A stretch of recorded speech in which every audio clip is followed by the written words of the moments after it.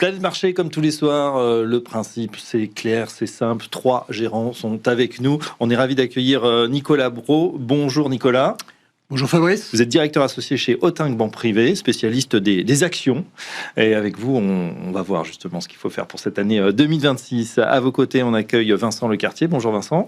Bonjour Fabrice. Gérant senior et responsable de l'allocation d'actifs chez WeSave. Bienvenue à vous. Avec vous, on fera un petit point sur la macro. Qu'est-ce qu'on fait? Les allocations, hein, vous êtes responsable de l'allocation. On va voir ce qu'on vous nous proposez. Et puis enfin, François Rimeuve. Bonjour François. Bonjour Fabrice. Et bienvenue, stratégiste senior chez Crédit Mutuel Asset Management.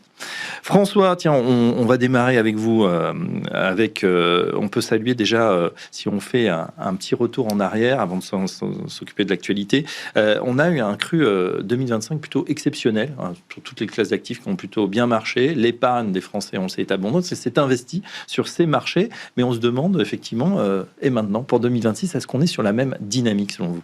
La dynamique top-down, c'est à peu près la même. 2025, c'est une année où, globalement, mis à part le trou d'air qu'on a eu autour de l'annonce des tarifs en avril, sinon, c'est des prévisions de croissance qui augmentent. C'est un risque inflationniste qui a plutôt tendance à diminuer, aidé par le pétrole, mais pas uniquement, la modération des salaires, enfin on peut être très long sur le sujet. Et donc globalement, quand on a des marchés qui saluent à la fois des perspectives de croissance solide et un risque inflationniste plutôt en baisse, c'est un espèce de marché de Goldilocks, et donc là, c'est boucle d'or. Hein. C'est très positif pour la prise de risque, et c'est ce à quoi on a assisté en 2025. Et si on regarde l'état dans lequel on est en ce début d'année 2026, c'est à peu près le même.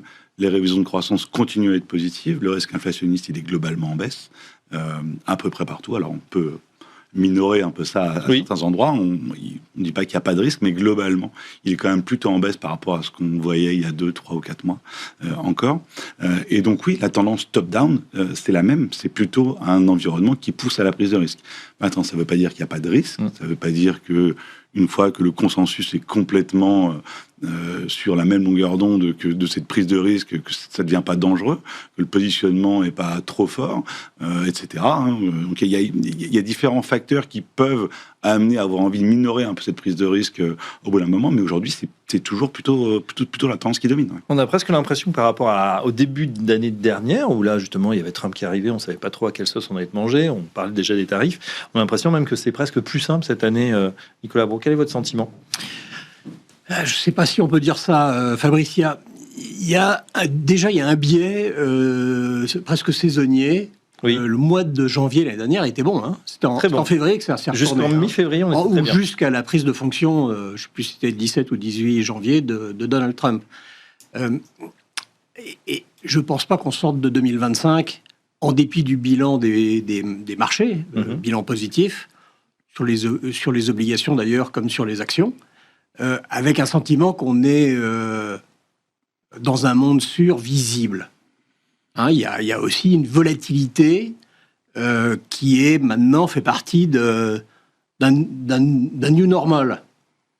Donc, pour revenir à ce que François vient de dire, c'est indiscutable qu'en approche macro ou top-down, il y a des éléments de visibilité.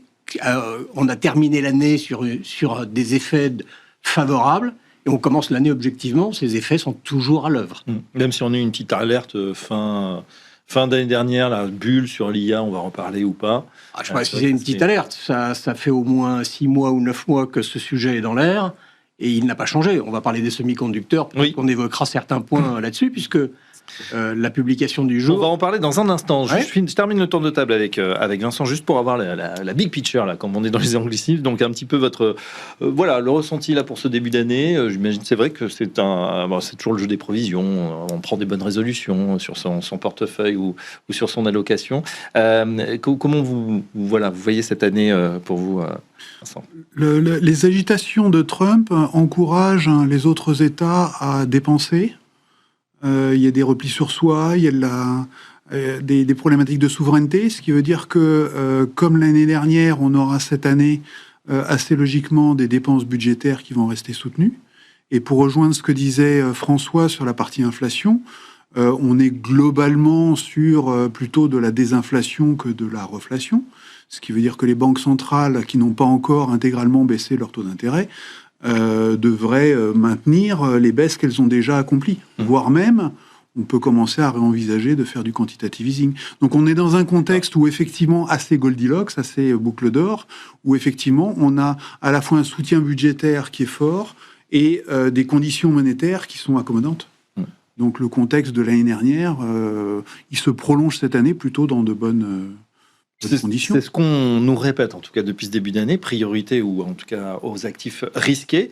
Quand on regarde l'actualité, on vient d'en avoir un écho, notamment avec ces très bons résultats, que ce soit dans la banque, on va y revenir, ou dans les semi-conducteurs aujourd'hui avec TSMC. On a l'impression vraiment qu'on a des entreprises quand même qui sont en train de piocher des milliards. Résultats extrêmement massifs, 14 milliards sur le dernier trimestre pour TSMC, et qui tirent tout ce segment. Nicolas, quelle est votre analyse là-dessus ? On est au début de la saison de publication de résultats, ça commence fort. Les banques tout au long de la semaine, Richemont qui est un acteur de référence dans le luxe, et TSMC qui est probablement le deuxième acteur le plus symptomatique des effets de l'intelligence artificielle sur l'écosystème et notamment les semi-conducteurs.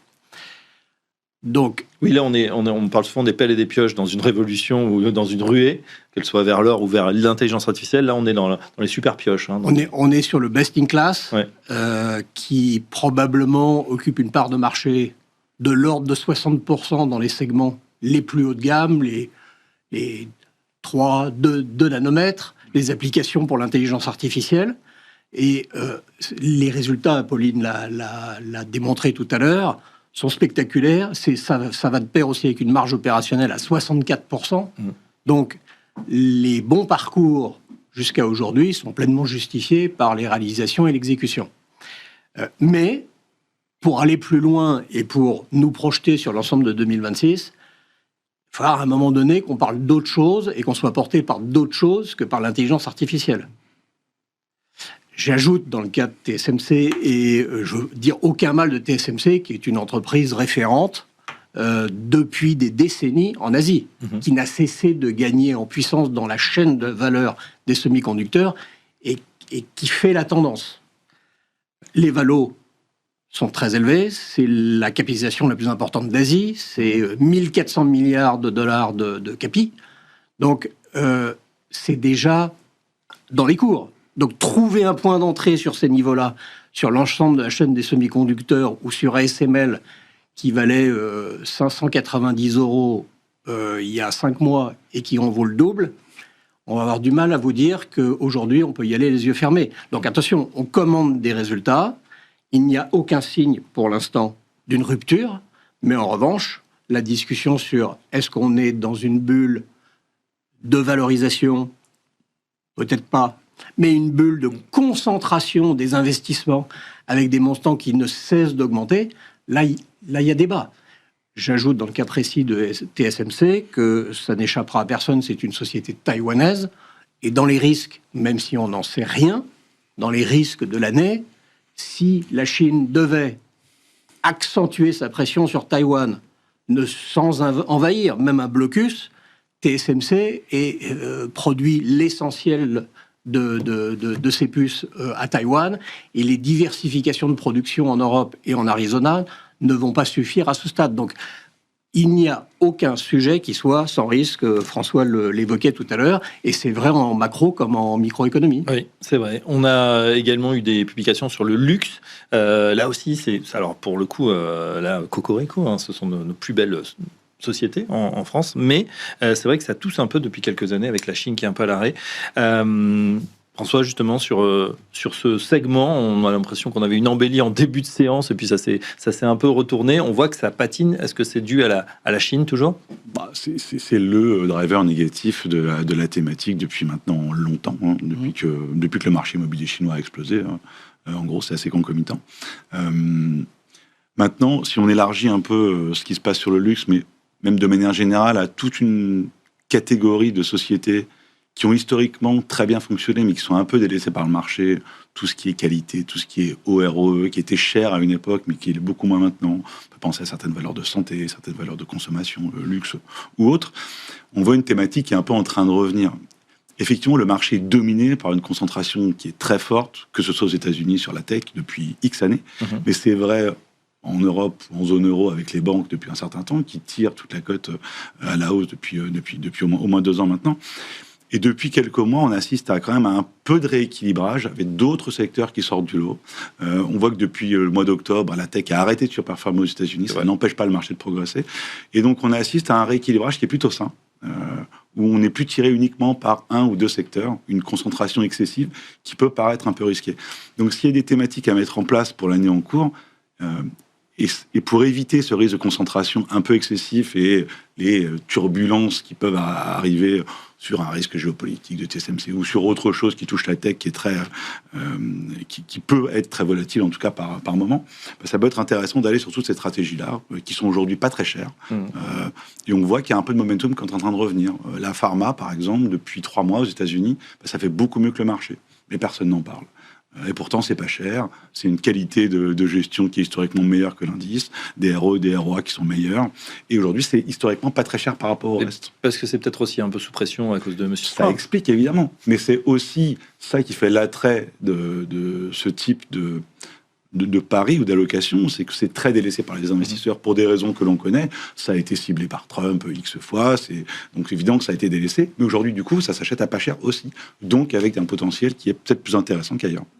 Vincent, on parle beaucoup de diversification alors, sur toutes les classes d'actifs. Et là, la petite musique qu'on entend, c'est en même temps, si on est sur les actions, une rotation sectorielle. Effectivement, on a une très grande concentration, on le retrouve sur les ETF, qui peut être à un moment dangereuse. Et j'ai l'impression que tout le monde se dit, mais attention, là, on est peut-être trop concentré. Il est temps de redispatcher un petit peu ces avoirs. Si on regarde les performances des actifs américains, des actions américaines à hier soir, c'est très intéressant de constater déjà que le Russell, donc les petites capitalisations américaines, est l'indice qui performe le mieux et de très très loin, puisqu'il fait 7% contre 1% pour le S&P 500.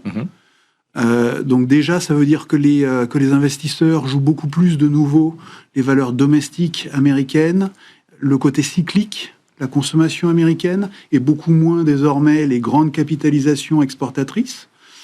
Deuxième point intéressant, c'est de voir que le S&P 500 équipondéré fait aux alentours de 4% de performance en 15 jours, alors que le S&P traditionnel ne fait que 1% de performance. Donc 3% de performance d'écart en 15 jours sur un indice qui normalement a les mêmes valeurs, on voit bien qu'il y a une déconnexion désormais entre les très grandes sociétés leaders qui peinent. L'infotech, le secteur de l'infotech baissait d'1,5% hier soir. Le marché est en hausse. Donc on voit bien que les investisseurs sont aujourd'hui en train de rechercher de la dispersion, de la mutualisation, et non plus de la concentration comme c'était le cas auparavant. Je pense qu'en plus, il doit y avoir pas mal de stratégies de long short, donc des gens qui financent des achats en vendant d'autres thématiques, et très probablement les grands leaders, les 7 magnifiques, ou ce genre de thématiques qui étaient achetés systématiquement, ont réduit la voilure, les publications approchent en plus, donc on est incité à le faire. Et si on réduit la voilure de ce côté-là, on achète en face ce qu'on avait vendu pour financer l'opération des 7 magnifiques. Voilà. Donc je pense qu'il y a la rotation un peu mécanique et de la rotation également recherchée de la part des investisseurs à l'heure actuelle. Après, il faudra voir effectivement sur ces résultats qui risquent d'être aussi peut-être spectaculaires. Gare aux sanctions aussi, comme les valeurs sont très chères. Si on fait un faux pas, on a vu qu'il y avait voilà, des dizaines de milliards parfois de capitalisation qui partaient en fumée. Nicolas, on a entendu effectivement small et mid cap qui vont bien aux États-Unis. Vous vouliez en parler également parce que ça fait longtemps qu'on a parlé de ces secteurs qui étaient en retard, qui a amorcé à remonter. En tout cas, on l'a vu l'an dernier en France. Est-ce que ça va se poursuivre pour cette année ? Écoutez, c'est en tout cas un segment du marché qui a retrouvé sa place dans les portefeuilles de notre point de vue, pour des raisons qui sont à la fois de valorisation et de sensibilité a priori qui reste à démontrer sur une reprise cyclique. La baisse des taux a eu lieu, ça aurait dû impulser naturellement un réveil fort, puissant sur ces valeurs-là. Il manque un élément. aujourd'hui. Et nous étions au Forum Dodo la semaine dernière, qui est un forum qui est spécialisé sur les small et mid cap européennes, françaises, allemandes en particulier. Et de tout ça, il ressort un biais plutôt positif, une acclimatation où là aussi les entreprises de taille moyenne se font à ce monde de nouveaux new normal autour de la volatilité, les incertitudes. Oui. Donc les qualités de management ne sont pas en question sur beaucoup de valeurs de taille moyenne. En revanche, ce qui manque, c'est la dynamique de résultats. Donc ce qui manque, c'est ce qu'on constate aux États-Unis, une accélération des révisions de résultats. On est très tôt dans l'année pour en juger, mais on sort d'une année 2025 où probablement sur l'ensemble d'un panorama de valeurs moyennes, on est sur des résultats juste à zéro. Oui. Donc la dynamique bénéficiaire doit, pour valider nos anticipations de marché, que ce soit en macro ou en micro, s'appuyer sur des résultats en bas de page qui s'améliorent. Donc les conditions sont là. Mais il n'y a pas encore les indices tangibles. Voilà. Et ce qui ressort du discours, si on essaye de faire une synthèse, il y a évidemment d'énormes différenciations sectorielles. Il y a des secteurs qui ne vont pas bien du tout, l'automobile, la chimie, et puis d'autres qui ont une dynamique. Mais ce qui ressort de tout ça, c'est qu'il y a beaucoup d'actions, on appelle ça en anglais self-help, ou de restructuration, d'amélioration des coûts. Mais la question de l'amélioration des volumes reste un souhait plus qu'une réalité à ce stade. Très bien. Bon, voilà pour notre... Vous voulez ajouter quelque chose Non. On va passer à notre page macro. On va traverser l'Atlantique puisqu'il y a une question qui se pose. Bien évidemment, c'est celle de l'indépendance de la Fed. On sait que Jérôme Powell va céder son fauteuil dans quelques mois et certains disent, voilà, maintenant, là, on va avoir une Fed qui est complètement aux ordres de Donald Trump. Est-ce que c'est aussi votre analyse ? Le feuilleton de la Fed. Il y a énormément de choses là-dedans. In fine, j'espère et je pense toujours aujourd'hui que le soutien à la fois politique mais dans d'autres institutions pour l'indépendance de la Fed sont suffisants. On l'a vu à la suite donc cette attaque contre Powell, de la vidéo qu'a posté Powell derrière, etc. Un certain nombre de faits. Soutien d'un certain nombre d'anciens de la Fed, à la fois républicains et démocrates. Ça, c'est positif. On a vu le soutien de certains sénateurs républicains aussi. Ça, c'est aussi positif, sachant que certains ont dit qu'ils ne voudraient pas valider le choix d'un nouveau chairman de la Fed tant que l'histoire légale avec Powell ne serait pas derrière eux. Donc ça empêcherait quelque part Trump de choisir son nouveau chairman et de le faire valider tant que l'histoire de Powell n'est pas réglée. Donc il semblerait qu'il y ait suffisamment de soutien pour permettre à Powell de rester suffisamment fort et donc à l'indépendance de la Fed de rester. Maintenant, ça fait beaucoup de si. Il est quand même très très probable que le prochain chairman de la Fed soit l'un des deux Kevin, que ce soit des politiques monétaires très accommodantes, un peu aux ordres de l'exécutif, qui soient poussées.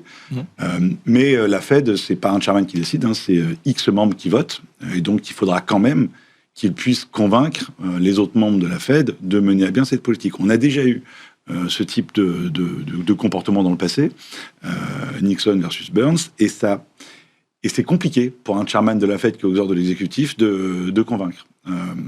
Donc, moi, je pars toujours du postulat, a priori, que la Fed continuera à mener sa politique de manière pas complètement indépendante, il ne faut pas se leurrer, mais en tout cas, principalement en lien avec les variations des agrégats économiques qui sont croissance et inflation. Et quand on prend un peu de recul, c'est finalement ce qui s'est passé en 2025.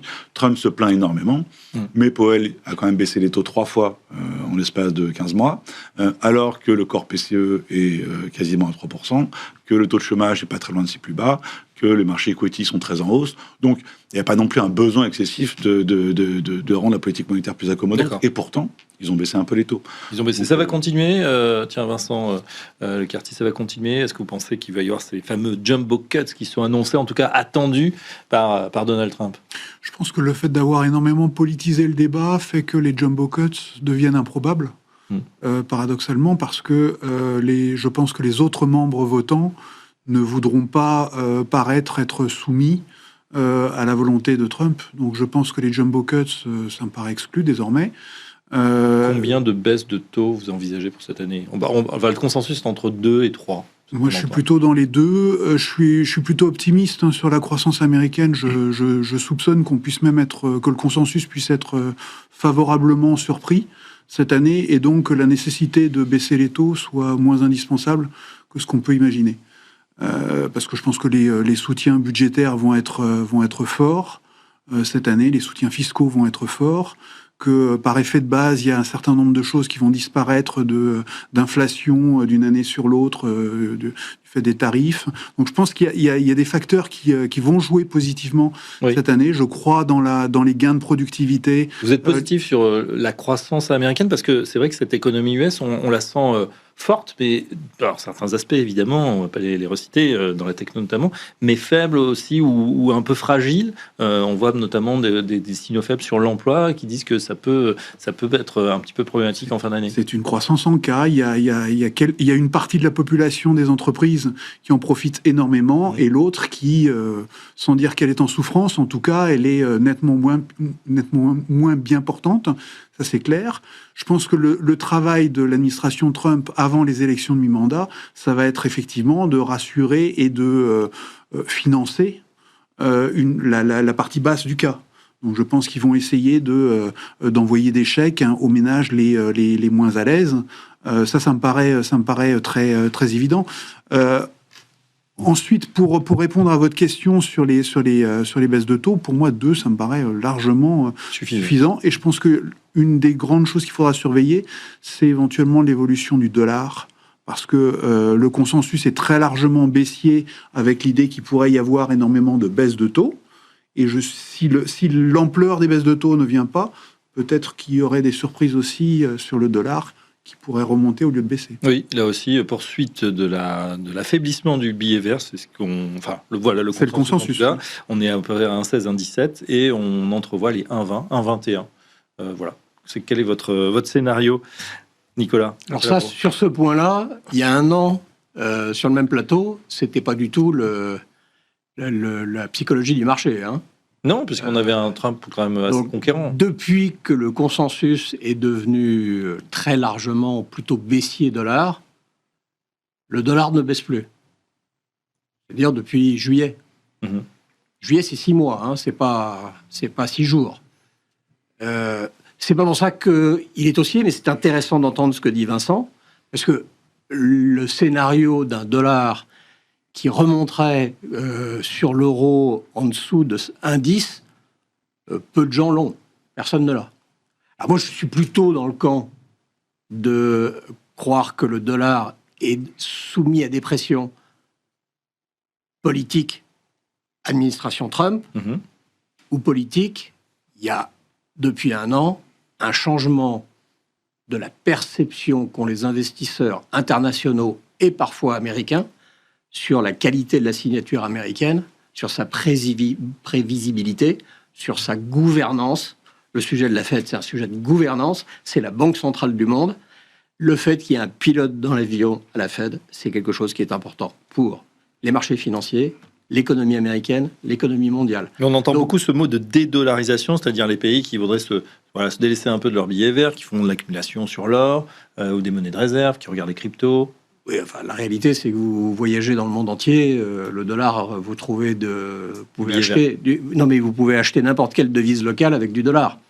Donc, oui, il y a cette volonté de se désensibiliser, mais quand vous êtes chinois et que vous vendez beaucoup aux États-Unis, vous gardez beaucoup de dollars et de bons du Trésor. Donc, c'est pas tellement ça. Moi, c'est plus le côté du forex et du dollar, eu égard à la dynamique de croissance, où vont les taux d'intérêt, mais aussi la perception qu'on a des États-Unis. L'administration américaine, en tout cas Trump, est entouré de certains conseillers qui sont ouvertement baissiers sur le dollar. Maintenant, ça va par étapes. Donc, tant qu'on est sous les 1,20, on est dans le même consensus. C'est vraiment une question. Donc, en fait, je ne réponds pas à votre question, hein. On a aujourd'hui des publications en Europe d'entreprises et on va les avoir aux États-Unis un peu dans l'autre sens. Nous sommes beaucoup plus exportateurs que les entreprises américaines, mais où l'effet change est massif. Chez Richemont, aujourd'hui, c'est 10 points. C'est 4% publié. Alors, pardon, c'est 11% en organique et 4% publié. Donc, il y a un delta de 7 points. C'est massif. Mais peut-être qu'on a aussi vécu le pic, parce que l'année dernière, à la même époque, c'était le point le plus haut du dollar. Oui, paradoxalement, du coup, un dollar qui remonterait ne serait pas forcément mauvais pour, en tout cas, nos grandes entreprises exportatrices, celles du luxe, en particulier, peut-être on pense aux spiritueux, aux autres. Ceux qui libellent beaucoup en dollars. Oui, pour la machine... l'Europe, 50% des profits en Europe, des sociétés européennes sont réalisés en dehors d'Europe. Donc le sujet du Forex, oui, on est extrêmement sensible. Bon, je vous en veux pas de pas avoir répondu parce que c'est extrêmement compliqué de prévoir les fluctuations du dollar, comme le reste, de toute façon. En fait, on est dans... Pardon de reprendre la parole sur ce sujet du Forex. On est finalement dans un environnement stable depuis 6 mois, alors qu'on a l'impression d'une instabilité chronique dans notre environnement. C'est ça qui est intéressant. L'Europe, justement, on en parle. Est-ce que l'an dernier, déjà, c'était un petit peu la revanche de l'Europe, notamment avec les performances, avec le taux de change, ajusté du taux de change. Est-ce qu'on va continuer cette belle performance? On entend beaucoup que ça va être l'année de l'Europe. François Rimeux. C'est possible. On n'est pas du tout négatif sur les equities européennes, nous, aujourd'hui. Sur le côté macro, on a plutôt eu des bonnes nouvelles, globalement. On tape beaucoup sur la France depuis très longtemps, mais finalement... La France, sur le côté macro, depuis 3 mois, c'est quasiment que des bonnes nouvelles, que ce soit sur les PMI, sur la consommation, sur les intentions d'investissement, etc. Donc ça, c'est plutôt positif. On a évidemment ces espoirs liés au plan de relance allemand, alors même s'il est en retard, même si les Allemands mettent toujours beaucoup de temps à dépenser, in fine, on a quand même un impulse fiscal et budgétaire qui sera positif en provenance d'Allemagne. Ça va se déployer en fait cette année, il y a eu les annonces et ça commence à se déployer. Depuis septembre 2025, ça a été clairement voté, donc 2026, on va avoir les premiers effets bénéfiques, ce sera sûrement plus fort en 2027, mais 2026, ce sera déjà meilleur que ce qu'on a eu en 2025. Donc on a plein de raisons de penser que ça puisse continuer à s'améliorer tendanciellement en Europe, et puis de toute façon, il y a quand même un énorme frein qu'on a perdu, c'est les prix de l'énergie très très élevés qui nous ont pénalisés pendant très longtemps. Oui. Et les prix de l'énergie sont très très bas. Et on sait que ça se diffuse avec retard dans différentes sphères de l'économie, consommateurs, entreprises, en fonction des différents secteurs. Et on a toujours du mal à apprécier ces effets positifs de second rang qui sont compliqués à calculer. Et qui sont longs surtout. Et qui sont longs. Et donc à la fois sur l'inflation, ça a des effets positifs dans le temps, pas uniquement sur ce qui est stricto sensu lié au prix du pétrole, mais aussi sur les différents secteurs. Donc tout ça joue positivement.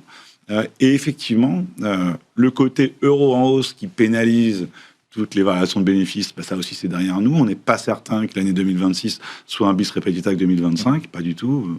1 euro à 1,25, nous ça nous paraît quand même difficile à imaginer. Donc je dis pas que ça va aller à 1,10, mais si on reste entre 1,15 et 1,17, on va pas avoir cet effet négatif qu'on a eu en 2025. Donc oui, ça peut continuer à s'apprécier, la zone euro. Très bien. L'Europe en pointe pour cette année, Vincent Lecartier, c'est quelque chose qui recherchez, que vous recommandez peut-être à vos clients? Moi, j'en ai toujours regardé, mais toujours avec la conviction que les États-Unis restent, eux, en pointe. Que de toute façon, avec l'IA, s'il doit y avoir une infusion, une diffusion de l'IA aux autres secteurs que ceux à proprement parler de la techno, ça se fera en priorité aux États-Unis, puisque l'imbrication, elle est naturelle aux États-Unis, entre le top de la tech et le reste des secteurs. Donc pour moi, la priorité des investissements, ça reste les États-Unis. Je pense qu'il faut garder... En termes d'allocation, tiens, ça donne quoi? Donc si on a une poche action, on fait quoi? La moitié des États-Unis, si on Moi, je reste grosso modo sur 2 tiers États-Unis avec un gros biais techno, une poche, on va dire ensuite équilibrée entre l'Asie et l'Europe. La réflexion qui commence à couver, c'est celle de repondérer un peu plus l'Angleterre, parce que c'est un pays qui a beaucoup de représentation de bancaires et de matières premières dans les indices. Mmh. À l'évidence, la thématique de fusion dans les secteurs des matières premières est en train de monter en puissance. L'intérêt des investisseurs pour ce thème, on a beaucoup regardé l'année dernière les métaux physiques. mais je pense qu'il faut regarder de plus en plus aussi les industriels et les entreprises elles-mêmes. Donc je pense qu'il y a quelque chose à faire sur la thématique des matières premières, et ça on le retrouve dans quelques pays émergents, on le retrouve beaucoup dans la côte anglaise. Donc à l'intérieur de l'Europe, je pense que l'Angleterre peut mériter un regard particulier. Surtout elle a été très délaissée par les investisseurs sur les dernières années. Donc je pense que le risque est faible. Le rendement risque me semble assez attrayant. Moi, j'aime toujours beaucoup le Japon pour son côté techno également, et je dirais la remise à plat qu'ils ont fait depuis quelques années, d'essayer de favoriser de nouveau l'actionnaire. En nettoyant un petit peu les chaebols, ce genre de choses, enfin nettoyer les holdings. Voilà, moi j'ai une position assez équilibrée entre Europe et Asie, mais une grande dominante. Joker sur l'Angleterre et puis le Japon un petit peu. Exactement. Justement, Nicolas Broche, sur cette allocation, qu'est-ce que vous regardez en priorité, comment vous allez répartir pour cette année? Je vais essayer de ne pas reprendre des éléments que vous venez de citer tous les deux, avec lesquels je vais converger. On a envie d'aller voir des zones qui ont moins bien performé, ou des segments qui ont moins bien performé. Parce que je reprends, c'est quand même intéressant. 2/3, c'est les États-Unis. On va les États-Unis pour Vincent Lecartier. Maintenant, nous, dans une maison de gestion privée, avec des clients qui sont français, on n'ira jamais. La surpondération sur les États-Unis, c'est pas 65%. C'est naturellement plus bas. D'autant, alors après, c'est une jonglerie, mais c'est une réalité économique, que beaucoup d'entreprises européennes sont en fait, leur premier marché, c'est aux États-Unis. Donc, si on parle de tech, si on parle de certains secteurs, probablement la pharma qui a été citée tout à l'heure, nous ne jouons pas dans la même catégorie, nous ne jouerons pas dans la même catégorie. Dans la pharma, l'avantage des Roche, Novartis ou autres AstraZeneca ou de plus petites valeurs, tout le monde vise à être présent sur le marché américain, en dépit du poids de Trump, en dépit des risques en termes de prix. C'est ce marché-là qui rémunère l'innovation d'aujourd'hui, d'hier et de demain. Donc, mais en revanche, je crois que sur l'Europe, puisqu'on parle d'un besoin, d'une envie de diversification, on est en début d'année, on a envie de donner sa chance aux produits, et donc de voir si d'autres segments ne peuvent pas se réveiller. Le Royaume-Uni, c'est une idée intéressante. La France est une idée intéressante. Si on est un pays du Club Med, l'Espagne a fait 40% de performance, je crois, l'année dernière. L'Espagne a des avantages, mais l'Espagne n'est pas à la veille de devenir le fer de lance de l'industrie européenne de demain. Donc l'Italie est peut-être un paradis fiscal avec la meilleure dirigeante de droite ou d'extrême droite du monde, mais il n'empêche que l'Italie est un pays compliqué.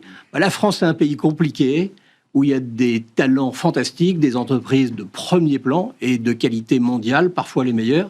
Donc là aussi, même chez nous, peut-être il peut se passer quelque chose. Pour l'instant, sur le plan de la dette, les écarts de taux avec l'Allemagne sont peut-être un peu étonnamment, mais stables. Ça traduit une dynamique économique, ça traduit une stabilité, c'est difficile de parler de ça, politique. En tout cas, c'est le même bonhomme à Matignon depuis quelques mois. Et voilà une idée, en tout cas. C'est content moins maintenant, la stabilité. C'est un peu tard pour lâcher ça et pour aller à fond vers ce qui a le mieux marché et qui a pris 90% l'année dernière, c'est-à-dire, allez, on va revenir au départ de l'émission, les semi-conducteurs. C'est un peu tard, quoi. Les semis et la banque? Je sais pas, la banque. Alors ça, la banque est intéressante. Je suis pas spécialiste de la banque, mais ce qui est intéressant, et ça traduit un état d'esprit, on est tous à peu près positifs, en tout cas on est nombreux à se rejoindre sur un discours, un narratif positif. Mais ce qu'on entend sur certains secteurs, la banque en fait partie, c'est oui, on aime toujours parce que les conditions financières, l'impulsion économique, la charge de risque est sous contrôle, les éléments macro sont là, mais il est temps d'être sélectif et pas acheter un tracker, mais des valeurs. Ça prouve donc qu'on est déjà dans un stade de maturité des réappréciations boursières qui est avancé. Très bien. François Rimeux, chez Crédit Mutuel AM, si on fait l'allocation pour cette année, qu'est-ce qu'on va privilégier? Des actions. Oui. Des actions plutôt que de l'obligataire. En C'est sans doute le choix le plus important, en tout cas aujourd'hui. Ça ne veut pas dire que dans 6 mois, ce sera la même chose, mais aujourd'hui, c'est la conclusion. Des matières premières aussi, métaux précieux, mais aussi métaux industriels. Ça fait plusieurs mois qu'on répète qu'il y a un gros shortage sur plusieurs métaux industriels. On n'a pas assez d'offres. On a une demande qui est extrêmement forte. Toutes les thématiques du moment, en fait, ont besoin de métaux industriels, que ce soit la transition énergétique, les data centers, l'IA, etc. On en a besoin de cuivre partout, et on n'en a pas assez. Donc tout ça, c'est à mettre en avant, et c'est plutôt un peu décorrélant dans une allocation, plutôt que d'avoir tout sur les mêmes paris, qui peuvent être des fois un peu dur à porter quand tout se retourne en même temps pour X ou Y événements géopolitiques. Et au sein des thématiques actions, oui, on aime toujours bien le côté financier, ça c'est clair, pour toutes les raisons invoquées, mais parce que le côté bancaire est en général un pari un peu leveragé sur la croissance nominale du monde, et la croissance nominale, elle reste forte. On a de l'inflation qui est plutôt quand même toujours un peu élevée par rapport à ce qu'on avait historiquement, des croissances nominales élevées, et donc des bénéfices qui sont très bien orientés. Plutôt un risque en plus de voir les courbes se pontifier si jamais dérapage budgétaire il y a aux États-Unis, et si pontification des courbes de taux il y a, en général c'est positif pour le secteur bancaire, donc ça permet de couvrir en plus un risque potentiel de 2026. Je ne sais pas si ça va arriver, mais c'est pas impossible en tout cas. Et puis tout ce dont je parlais tout à l'heure, toutes ces valeurs qui ont été délaissées pendant des années, qualité, pharma, consommation, pour certains secteurs. C'est une thématique qui est en train de revenir au devant de la scène, et c'est diversifiant par rapport à tout ce qui a tiré le marché vers le haut depuis un certain temps, c'est-à-dire le côté technologique beaucoup. D'accord. Est-ce qu'il y a un joker, comme Vincent qui nous citait, le Royaume-Uni, une zone ou une thématique, l'énergie, un petit peu hors des sentiers battus, l'énergie.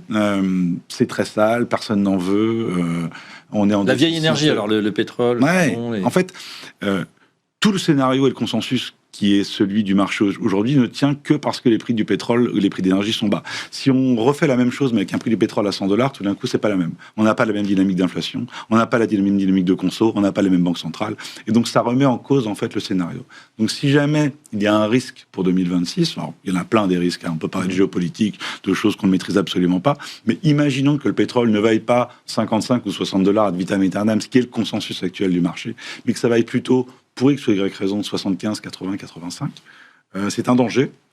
Et les boîtes qui constituent le secteur énergétique sont très très peu chères. C'est un dividende play, c'est un buyback play. Voilà. Je ne sais pas si ça va être la meilleure thématique pour 2026, mais en tout cas, ce sera la wildcard pour l'année qui vient. Ouais, vous êtes d'accord sur l'énergie? Je suis séduit. D'abord, je trouve très bien expliqué par François. Et en plus... l'agitation, heureusement on ne parle pas de tout ça, de Trump sur tous les sujets, surtout là où il y a des matières premières, et le Venezuela qui a fait s'est mis en vedette bien malgré lui depuis 15 jours, peut-être masque un sentiment au sein de l'administration américaine qu'on approche d'un stade de plateau sur la production des principaux bassins du Permian, entre le Texas, Nouveau-Mexique. C'est-à-dire, il n'y aurait plus assez noir, pardon. Nous sommes dans un état des lieux où la plupart des observateurs, spécialistes, et même non spécialistes, disent l'offre est abondante. Il n'y a pas d'accord au sein de l'OPEP pour restreindre. Donc, pour l'instant, la pression est à la baisse sur le prix du baril. Mais il est déjà à un niveau qui est très supportif pour l'économie, pour le consommateur, et à un niveau où les acteurs du pétrole gagnent encore de l'argent dès lors qu'ils ont des coûts de production qui sont faibles. Et on a en effet un argument de valorisation et de rendement qui est très séduisant. Donc si d'aventure on avait un pétrole qui revient là où on était lorsque Trump a pris ses fonctions, ce secteur aurait vocation à se réapprécier. D'accord, bon ben voilà pour ces allocations, ces idées d'investissement, pour ceux qui en manquaient. Voilà, c'est intéressant d'avoir les avis des uns et des autres et vos analyses, parce que c'est pas que des avis, vous travaillez un petit peu derrière, on le sait. Merci en tout cas à nos experts du jour. Nicolas Brault, je rappelle que vous êtes directeur associé chez Auting Banque Privée. Merci Nicolas. Merci. Vincent Lecartier, gérant senior responsable d'allocation d'actifs chez WeSave. Merci. Et enfin François Rimeux, stratégiste senior chez Crédit Mutuel Asset Management. Merci François. Voilà, dans quelques instants, la suite et on va reparler des matières premières. À tout de suite.